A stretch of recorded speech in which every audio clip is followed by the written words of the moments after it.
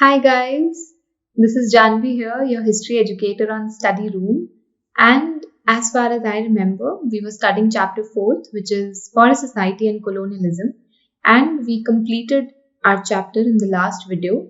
And we ended on the note that there were two case studies which we studied. One was in Bastar, which is one of the districts in Chhattisgarh, and the other one was in Java, which is Indonesia.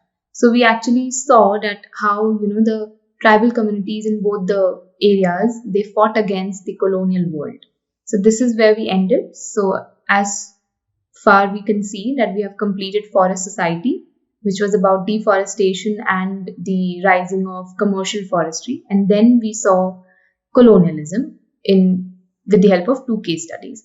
So now and then afterwards we took a few of the questions. So now just the last part of the video, which is a quick recap. So we're gonna talk about that. So first of all, we have the events timeline, a very short one this time. Yeah. So 1700 starting, industrialization begins in Europe. Then 1850, it was expansion of railways in India. Then 1865, which was formulation of Indian Forest Act, but it actually came into being by 1878. So do remember that.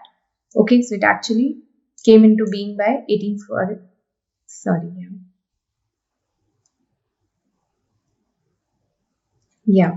So it actually came into being by 1878.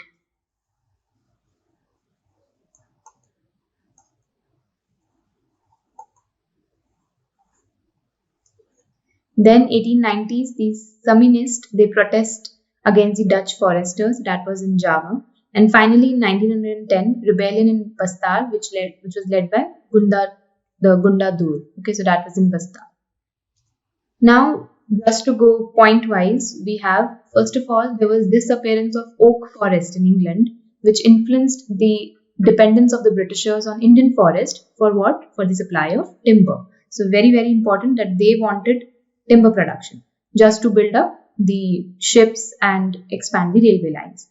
Then there was this German expert called Dietrich Brandis, who was actually the first Inspector General of Forest. So he set up the Indian Forest Service in 1864 and helped formulate the Indian Forest Act of 1865. Okay. Then next up we have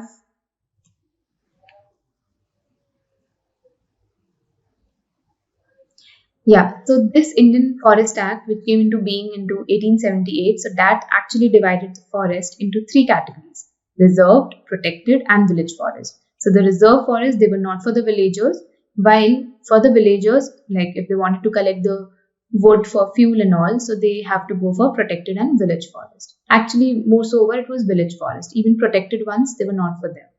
Then we went on for to read about shifting cultivation. So that was actually banned by the Britishers. Why? Because the European foresters, they felt okay, that was harmful for the production of timber. So that's why there was banning of shifting cultivation. And but hunting, on the other hand, it emerged as a big game sport as a result of the new forest laws. Then the people of Bastar, they were greatly affected by the decisions of the colonial government, right? That was in the case study. Then there were some villagers who were allowed to stay in the reserve forest only if they worked for free for the forest department. So subsequently, those villages came to be known as forest villages. Then Gundatur, who was from Nethanar village, so he was an important figure and prominent personality in the movement against the Britishers. So this was from Bastar. Then Java, another case study which we studied, that was in Indonesia. So there the Dutch started the forest management, right? And finally, we have the Kalang of Javas, who were a community of skilled forest cutters and shifting cultivators, right? Then we have the Blandong Dynasty system.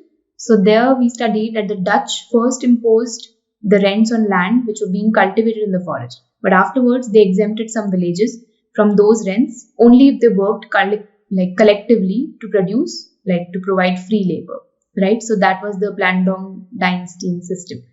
And finally, before the Dutch before Java was occupied by Japanese, the Dutch used to follow a scorched earth policy. So that was all about the chapter, right? I really hope that you understood all the concepts, and you should go through it once again and, go through all the videos.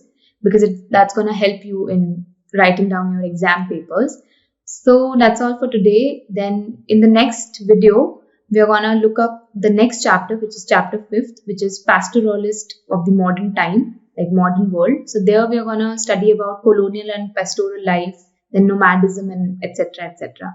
Okay, so thank you for being with me on study room, and I'm gonna come in the next video. So we're gonna meet in the next video, and we're gonna study about chapter 5th. Thank you so much. Bye bye. Have a safe day.